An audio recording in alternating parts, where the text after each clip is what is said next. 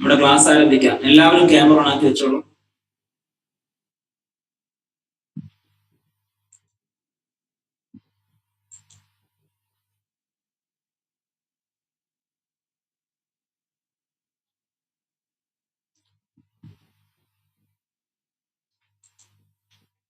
ഫാത്തിഹ ഓതാം.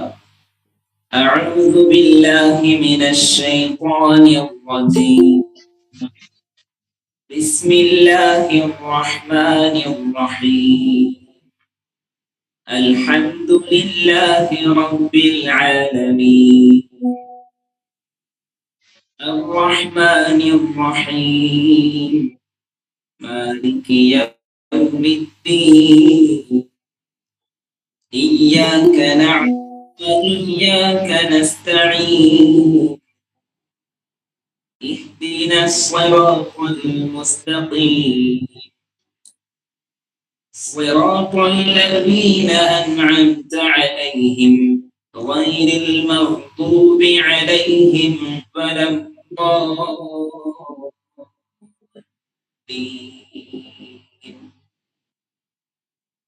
آمين.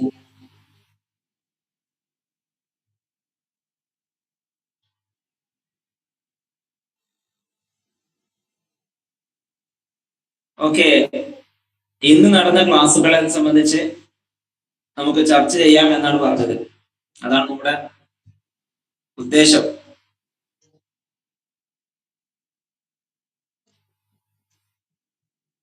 ഇന്നത്തെ ക്ലാസ്സിൽ ആദ്യമായി നടന്നത് എന്തായിരുന്നു? ആദ്യം നമ്മുടെ സുഹൃത്ത് യാസീൻ പാരായണം ചെയ്തു. പിന്നെ ആദ്യത്തെ വിഷയം തജ്വീദ്. ഓക്കെ, ബോയ്സിന്റെ ഭാഗത്ത് ഒരാളും ഗേൾസിന്റെ ഭാഗത്ത് ഒരാളും മൈക്ക് ഓൺ ആക്കി വെക്കണം. എവറി ടൈം, എല്ലാ സമയത്തും. വേറെ മൈക്ക് പ്രോബ്ലം ഇല്ലാത്തവർ കേട്ടോ. മറ്റ് വീട്ടിൽ നിന്ന് മറ്റു കുട്ടികളെയോ മറ്റ് വേറെ എന്തെങ്കിലും വർക്ക് നടത്തുന്നതിന്റെ പണി ശബ്ദം ഒന്നും ഇല്ലാത്ത ആളുകൾ ഓൺ ആക്കി വെക്കാം. രണ്ടുപേരെങ്കിലും ഞാൻ പുറത്ത് വരുമ്പോൾ ഓക്കെ. അപ്പൊ ഇന്നത്തെ പാഠത്തിൽ നമ്മൾ തിലാവ അല്ലെ, പാഠത്തിന്റെ ഹെഡിങ് എന്തായിരുന്നു?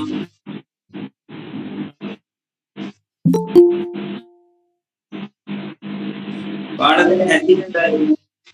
തിലാവ അല്ലേ?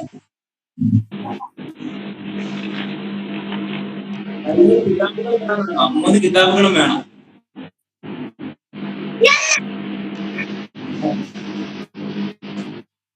കിതാബുകളൊന്നും ഇല്ലാതെ വന്നിരിക്കരുത്.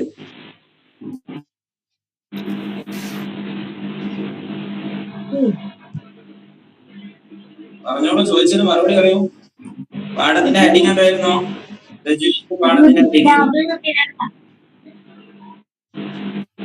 സുജൂദ് തിലാവ അല്ലെ? എന്താ അർത്ഥം? എന്താ? തിലാവത്തിന്റെ സുജൂദ്. തിലാവത്തിന്റെ സുജൂദ് എന്നാണ് അതിന്റെ അർത്ഥം. അതിലൂടെ നമ്മൾ പഠിച്ചത് എന്തായിരുന്നു? തിലാവത്ത് സുജൂദ് തിലാവത്തിന്റെ സുജൂദിൽ എന്നാ ചൊല്ലേണ്ട? എന്താണ്? ഞാൻ ചോദിക്കാം. എന്താണ് സുജൂദ് തിലാവ? നിങ്ങളെ ഫോണിൽ കളിക്കല്ല. വാട്സാപ്പിൽ ഞാൻ എഴുതി വിട്ടത് നോക്കി വായിക്കേണ്ടത്. നിങ്ങളെ ക്യാമറ ഓഫ് ആകുമ്പോ എനിക്ക് മനസ്സിലാവുന്നുണ്ട്. ഫോണിൽ മറ്റൊന്നും നോക്കരുത്. ക്യാമറ ഓൺ ആക്കി ഇവിടെ നോക്കാം. ഞാൻ പറയാം, ഞാൻ ചോദ്യങ്ങൾ ചോദിക്കാം, നിങ്ങൾ എനിക്ക് മറുപടികൾ തന്നാൽ മതി. പിന്നെ എന്താണ് സുജൂദ് തിലാവ? തിലാവത്തിന്റെ സുജൂദ് എന്ന് പറഞ്ഞാൽ എന്താണ്? ഒന്ന് പറഞ്ഞേ. ഞാൻ പറയാം, ഞാൻ നിങ്ങളെ വെയിറ്റ് ചെയ്ത സമയം പോകും. എന്താണ്? പരിശുദ്ധ ഖുർആനിൽ സജദയുടെ ആയത്തുകൾ എന്ന് പറയുന്ന ആയത്തുകളുണ്ട്. ഈ ആയത്തുകൾ നമുക്ക് എങ്ങനെ തിരിച്ചറിയാൻ പറ്റുക? ഈ ആയത്തുകൾ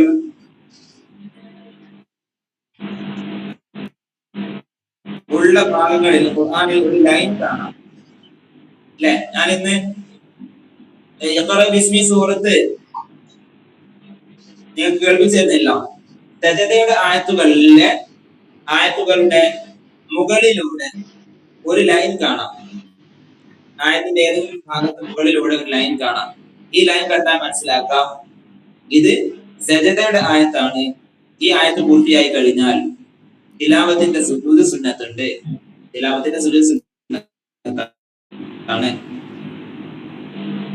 എന്ന് മനസ്സിലാക്കാം. ഈ ലൈൻ കണ്ട് മനസ്സിലാക്കാൻ പറ്റും കേട്ടോ. അപ്പോ പരിശുദ്ധ ഖുർആനിൽ സജദയുടെ ആയത്തുകൾ ഓതുന്നവർക്കും ഓതുന്നത് കേൾക്കുന്നവർക്കും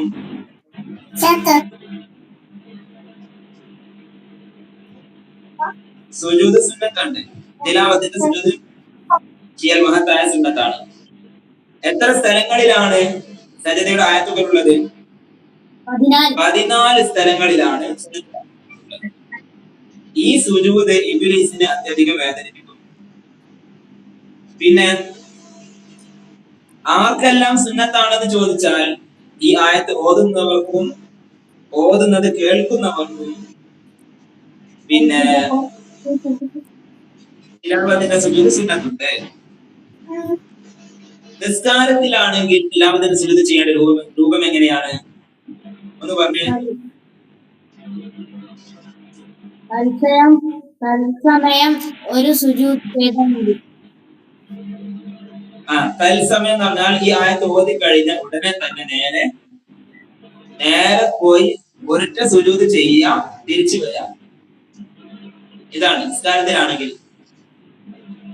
അല്ലെങ്കിലോ നിസ്കാരത്തിലാണ് ചെയ്തതെങ്കിൽ തത്സമയം ഒരു സുജൂദ് ചെയ്താൽ മതി. പ്രത്യേകം നിയ്യത്തൊന്നും വേണ്ട. നിസ്കാരത്തിൽ അല്ലെങ്കിൽ കുറച്ച് ഷർത്തുകളുണ്ട്. ഒന്ന് ശുദ്ധി ഉണ്ടായിരിക്കണം, തിബിലത്തിടണം, മറക്കണം. ഇതെല്ലാം ഷർത്തുകളാണ്. പിന്നെ ഞാൻ തിലാവത്തിന്റെ സുജൂദ് ചെയ്യുന്നു എന്ന്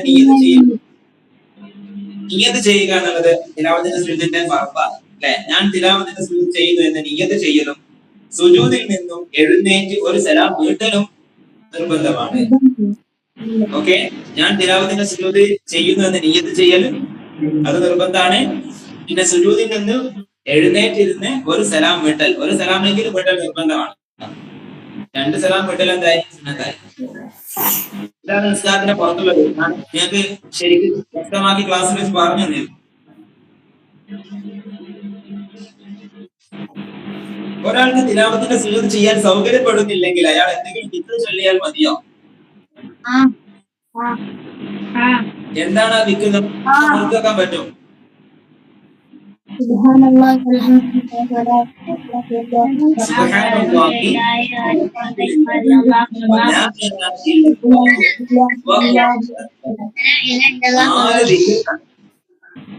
ഞാൻ പറയാം, 4 ദിക്റുകൾ നമുക്ക് ഓർമ്മയുള്ള ദിക്റുകളാണ്. സുബ്ഹാനല്ലാഹ്, അൽഹംദുലില്ലാഹ്, ലാ ഇലാഹ ഇല്ലല്ലാഹ്, അല്ലാഹു അക്ബർ. ഈ 4 ദിക്റുകൾക്കും ഇടയിലായിട്ട് സുബ്ഹാനല്ലാഹി വൽഹംദുലില്ലാഹി വലാ ഇലാഹ ഇല്ലല്ലാഹ് അല്ലാഹു അക്ബർ. ഈ ദിക്ർ എത്ര തവണ ചൊല്ലണം? 4 തവണ ചൊല്ലിയാൽ എന്തായി? സുജൂദിന്റെ സ്ഥാനത്താകും എന്നാണ് പറഞ്ഞത്.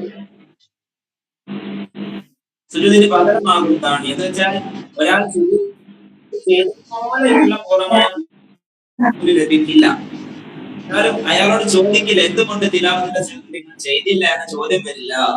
കാരണം തിലാവത്തിന്റെ സുജൂദ് അയാൾക്ക് ചെയ്യാനുള്ള സൗകര്യം ഇല്ലെങ്കിലും അയാൾ എന്ത് ചെയ്തിട്ട് ദിക്ർ ചൊല്ലി പഠിച്ചിട്ടുണ്ട്. ഇനി ഇവിടെ നമ്മൾ മറ്റൊരു സുജൂദിനെ കുറിച്ച് പറഞ്ഞിട്ടുണ്ടായിരുന്നു, ശുക്രിന്റെ സുജൂദ്. ശുക്രിന്റെ സുജൂദ് എന്ന് പറഞ്ഞാൽ നമുക്ക് എന്തെങ്കിലും അനുഗ്രഹം ലഭിച്ചതിന്റെ പേരിൽ അള്ളാഹുവിന് നന്ദിയോടെ ചെയ്യുന്ന ശുക്രിനാണ് ശുക്രിന്റെ സുജൂദ് എന്ന് പറയാം. നന്ദിയോടെ ചെയ്യുന്ന സുജൂദിനാണ് ശുക്രിന്റെ സുജൂദ് എന്ന് പറയുന്നത്. ഓക്കെ, എന്നാൽ ഖുർആനിൽ ഒരു സൂറത്തിൽ ഒരു ആയത്തുണ്ട്. ആ ആയത്ത് ഓതിയാൽ ശുക്രിന്റെ സുജൂദ് ചെയ്യൽ സുന്നത്തുണ്ട്. അത് നിസ്കാരത്തിലല്ല, നിസ്കാരത്തിന് പുറത്താണെങ്കിൽ മാത്രമേ സുന്നത്താവൂ. നിസ്കാരത്തിൽ ആ ആയത്ത് ഓതിയ ഉടനെ ചെന്ന് ശുക്രിന്റെ സുജൂദ് ചെയ്താൽ ആ ശുക്രിന്റെ സുജൂദ് ചെയ്യലോടെ നിസ്കാരം ബാത്തിലാകും. സ്വാദ് സൂറത്തിലെ 23-ാം ആയത്താണത്. സ്വാദ് സൂറത്തിലെ 23-ാം ആയത്തിൽ ശുക്രിന്റെ സുജൂദാണ്. ഈ ആയത്ത് ഓതി കഴിഞ്ഞാൽ നിസ്കാരത്തിൽ സുജൂദ് ചെയ്താൽ ആ സുജൂദ് ചെയ്യലോടെ തന്നെ നിസ്കാരം ഉണ്ടായി ബാത്തിലാക്കും. ഇത്രയും കാര്യങ്ങളാണ് നമ്മൾ അത് പഠിച്ചത്. ഇനി അത് തെളിവായിട്ട് നിങ്ങളെല്ലാവരും നന്നായി ശ്രദ്ധിച്ച് വായിക്കണം. സുജൂദ് തിലാവയാണ് ആർക്ക്? സുജൂദ് തിലാവയുടെ വിധി എന്താണ്? സജദയുടെ ആയത്തുകൾ എത്ര എണ്ണമുണ്ട്? സ്വാദ് സൂറത്തിലെ സുജൂദിന്റെ പേരെന്താണ്? വ്യക്തമാക്കുക. നിസ്കാരത്തിൽ സുജൂദ് തിലാവയുടെ രൂപം എങ്ങനെ? നിസ്കാരം അല്ലാത്തപ്പോൾ സുജൂദ് തിലാവയിൽ എന്തെല്ലാം എഴുതാം? സുജൂദ് തിലാവയിൽ സുന്നത്തുകൾ ഏതെല്ലാം? തിലാവത്തിന്റെ സുജൂദ് അത്യധികം വേദനിപ്പിക്കുന്നത് ആരെയാണ്? തിലാവത്തിന്റെ സുജൂദ് ചെയ്യുന്നില്ലെങ്കിൽ ചൊല്ലണം എന്ത്? എത്ര തവണ കൂടെ എഴുതാം. പിന്നെ തിലാവത്തിന്റെ സുജൂദിൽ ചൊല്ലേണ്ടത് എന്ത്? തിലാവത്തിന്റെ സുജൂദിൽ ചൊല്ലേണ്ടത് എന്താണ്? സജദ വജ്ഹിയ ലില്ലദീ ഖലഖഹു വസവ്വറഹു വശഖ സമഅഹു വബസറഹു. Hello, are you with me? നിങ്ങൾ എല്ലാവരുടെ കൂടെ അല്ലേ? കേൾക്കുന്നില്ലേ? സജദ വജ്ഹിയ ലില്ലദീ ഖലഖഹു വസവ്വറഹു വശഖ സമഅഹു വബസറഹു ഫതബാറകല്ലാഹു അഹ്സനുൽ ഖാലിഖീൻ. ഇതല്ലേ? ഓക്കേ, ഖലാസ്. അത് കഴിഞ്ഞു. ബാക്കി കാര്യങ്ങളൊക്കെ നമുക്ക് പിന്നീട് എന്ത് ചെയ്യാം. ഇതിന്റെ തദ്രിബാത്തിൽ 4ാം ആക്ടിവിറ്റി സുജൂദ് സുന്നത്തുള്ള 14 സ്ഥലങ്ങളിൽ 4 എണ്ണം ചുവടെ കൊടുത്തിരിക്കുന്നു. ബാക്കിയുള്ള ഖുർആനിൽ നിന്ന് കണ്ടെത്തി എഴുതാം. മനസ്സിലായല്ലോ? 4 സ്ഥലങ്ങൾ ഇവിടെ തദ്രിബാത്തിൽ പറയുന്നുണ്ട്. 4 മറ്റു സ്ഥലങ്ങൾ നമുക്ക് എന്ത് ചെയ്യാം, അടുത്ത ദിവസം മറ്റൊരു ദിവസം ഇത് കണ്ടെത്തി ചർച്ച ചെയ്യാം. 1, സൂറത്തുൽ അഅറാഫിലെ 26ാമത്തെ ഇന്നല്ലദീന ഇൻദ ലാ യസ്തക്ബിറൂന അൻ ഇബാദതിഹി വയുസബ്ബിഹൂനഹു വലഹു യസ്ജുദൂൻ എന്ന ആയത്ത്. ഈ ആയത്ത് പൂർത്തിയായാൽ തിലാവത്തിന്റെ സുജൂദ് സുന്നത്തുണ്ട്. രണ്ടാമത്തെ സൂറത്ത് 15ാമത്തെ ആയത്ത് وَلِلَّهِ يَسْجُدُ مَن فِي السَّمَاوَاتِ وَالْأَرْضِ طَوْعًا وَكَرْهًا وَظِلَالُهُم بِالْغُدُوِّ وَالْآصَالِ എന്ന ആയത്ത്. 3, സൂറത്തുൽ നഹ്ലിലെ 50ാമത്തെ ആയത്ത് 50 يَخَافُونَ رَبَّهُم مِّن فَوْقِهِمْ وَيَفْعَلُونَ مَا يُؤْمَرُونَ. 4, സൂറത്തുൽ ഇസ്രായിലെ 109ാമത്തെ ആയത്ത് 109 അല്ലേ? 109 109ാമത്തെ 108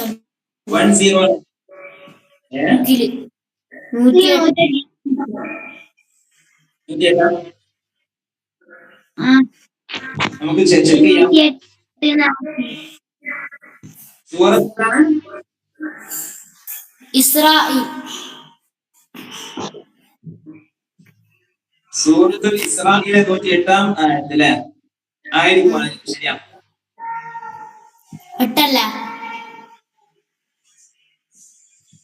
1 മിനിറ്റ് ചെക്ക് ചെയ്യട്ടെ. സൂറത്തുൽ ഇസ്രാ സൂറത്തിന് തൊട്ട് മുമ്പുള്ള സൂറത്തിലെ അതിൽ 108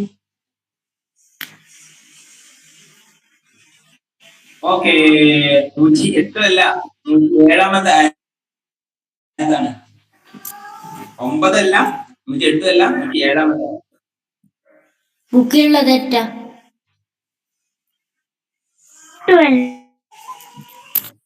അതാണ് ബുക്കിൽ കുറെ തെറ്റുകൾ വരുന്നുണ്ട്. 107ാമത്തെ ആയത്തിലാണുള്ളത്. ഏതായിരുന്നു ഞാൻ പറഞ്ഞ ആയത്ത്? വയഖിറൂന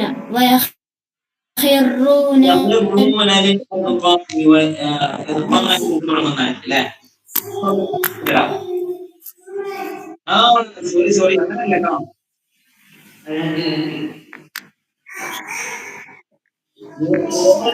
109 തന്നെയാണ്.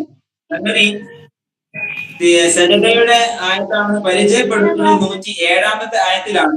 പക്ഷേ അവിടെ ആ ആയത്ത് ഓതി കഴിഞ്ഞ ഉടനെ എല്ലാം സുജൂദ് ചെയ്യേണ്ടത്. അതിനുശേഷമുള്ള 108-ാമത്തെ ആയത്ത് ഓതണം, 109-ാമത്തതും ഓതണം. 109-ാമത്തത് എങ്ങനെയാണ്? ഞാൻ 107-ാമത്തെ ആയത്ത് ഓതാം, ശ്രദ്ധിക്കുക. قل آمنوا به أو لا تؤمنوا إن الذين أوتوا العلم من قبله إذا يتلى عليهم يخرون للأذقان سجدا.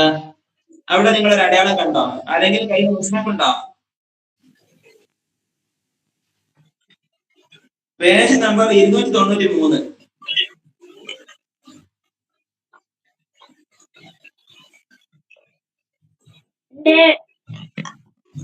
കാണുന്നുണ്ടോ? ഞാൻ വിരൽ വെച്ച ഭാഗം നോക്കൂ. കണ്ടില്ലേ? ക്ലിയർ അല്ല. നിങ്ങളുടെ കയ്യിൽ മുസ്ലിം ഉണ്ടെങ്കിൽ പേജ് നമ്പർ 293 293 നോക്കാം.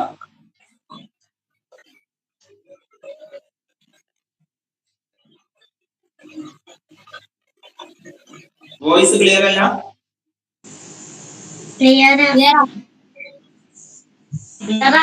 ഓക്കെ, 293-ാം പേജ് കണ്ടോ? അതിൽ 107-ാം ആയത്തിന്റെ എൻഡിങ്ങിൽ എന്ന ഭാഗത്തൊരു മുകളിലൊരു വര കാണാം. എന്നാൽ സുജൂദ് ചെയ്യാനുള്ള സ്ഥലം ആയിട്ടില്ല. സുജൂദ് എവിടെയാണ് ചെയ്യേണ്ടതെന്ന് അറിയോ? അതിനുശേഷമുള്ള ആയത്ത് ഓതുക.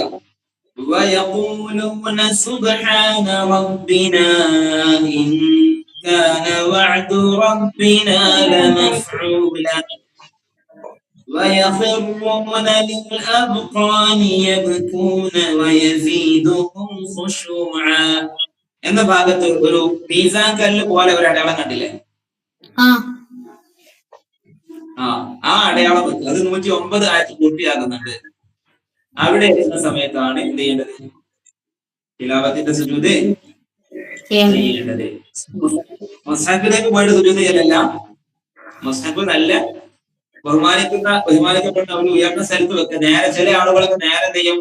അയാൾ ഇരിക്കുന്ന പായൽ തന്നെ മുസ്ഹഫ് നേരെ കമഴ്ത്തി അങ്ങ് വെക്കും. എന്നിട്ട് അവിടെ സെറ്റ് ചെയ്യാൻ പറ്റില്ല.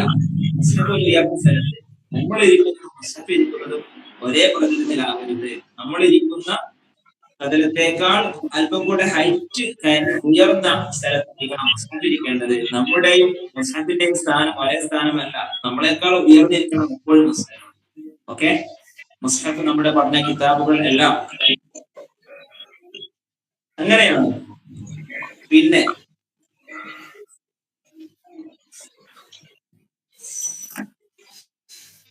സൂറത്ത് നഹ്ലിലെ 9-ാമത്തെ ആയത്ത് നമുക്ക് അതൊന്ന് നോക്കാം. സൂറത്ത് നഹ്ലിലെ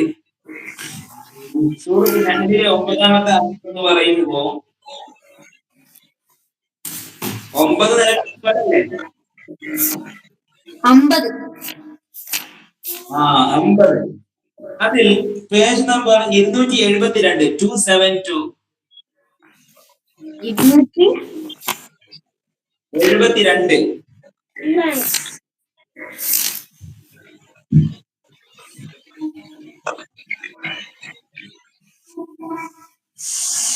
കണ്ടോ? അതിൽ അടയാളം കാണുന്നത് 49-ാമത്തെ ആയത്തിലാണ്.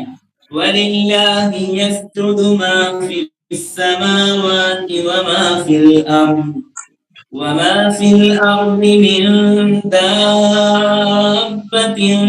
وَالْمَلَائِكَةُ وَهُمْ لَا يَسْتَكْبِرُونَ يَخَافُونَ رَبَّهُمْ مِنْ فَوْقِهِمْ وَيَفْعَلُونَ مَا يُؤْمَرُونَ. ഇപ്പോഴാണ് 50 ആയത്ത് പൂർത്തിയായത്. അവിടെയാണ് നമ്മുടെ മീസാൻ കല്ലിന്റെ ഷേപ്പുള്ള ചിത്രം കാണുന്നത്. മീസാൻ കല്ല് പറയുമ്പോൾ പെൺകുട്ടികൾക്ക് മനസ്സിലാവുന്നുണ്ടാവില്ല. കുട്ടികൾ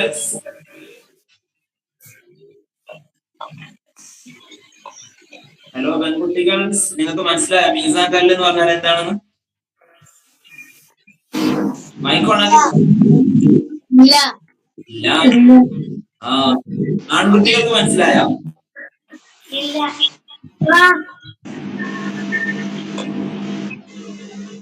സുരക്ഷീത് ഹാദി ഹാദി ഹാദി എന്തോ കളിയിലാണ് കേട്ടോ.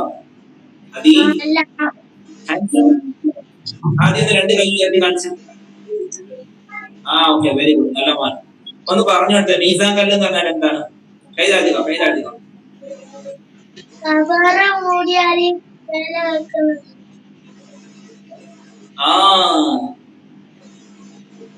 മരിച്ചു പോയവരെ എന്ത് ചെയ്യും? ഖബർസ്ഥാനുള്ള പള്ളിയിലേക്ക് കൊണ്ടുപോകും. എന്നിട്ട് പള്ളിക്കകത്ത് ഹാദി ക്യാമറ ഓഫ് ചെയ്യല്ലോ. ആ മയ്യത്തിന്റെ മേലില് മയ്യത്ത് നിസ്കരിച്ച ശേഷം അയാൾക്ക് വേണ്ടി ഒരുക്കിയ ഖബറിന്റെ അടുത്ത് കൊണ്ടുപോയി ഖബറിലേക്ക് ഇറക്കി വെക്കും. ഖബറിലേക്ക് ഇറക്കി വെച്ച ശേഷം എന്ത് ചെയ്യും? ഖബറ് കട്ടകൾ കൊണ്ട് മൂടും, അതിനുശേഷം മണ്ണിട്ട് മൂടും. മണ്ണിട്ടെല്ലാം മൂടിയതിനു ശേഷം അല്പം ഹൈറ്റിലേക്ക് ഖബർ ഇങ്ങനെ ഉയർത്തി മണ്ണിട്ട് കൊണ്ട് വെച്ചിട്ടുണ്ടാവും. എന്നിട്ട് തലയുടെയോ പിന്നെ കാലിന്റെയും ഭാഗത്തായിട്ട് മീസാൻ കല്ല് വെക്കും, അല്ലെ?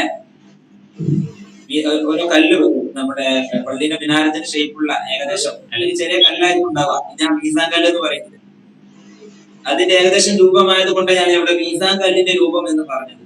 ഓക്കെ, നമുക്ക് വേണമെങ്കിൽ മീസാൻ എന്ന് പറയണ്ട, എന്ത് പറയാം? പള്ളി മിനാരം എന്ന് പറയാം. പള്ളിയുടെ തോന്നുന്നില്ലേ? പള്ളി മിനാരം എന്ന് പറയാം, മീസാൻ കല്ല് എന്ന് പറയണ്ട. ഈ അടയാളം കാണുന്ന ഭാഗത്തെത്തുമ്പോഴാണ് ചേർക്കുന്നത്, ഇപ്പോഴാണ് പൂർത്തിയാകും. ഇതുപോലെ ബാക്കിയുള്ള സ്ഥലം ചെയ്യാം, മുസ്ലിം നോക്കി കണ്ടെത്താം എന്നാ പറഞ്ഞത്. താരീഖ് കഴിഞ്ഞു.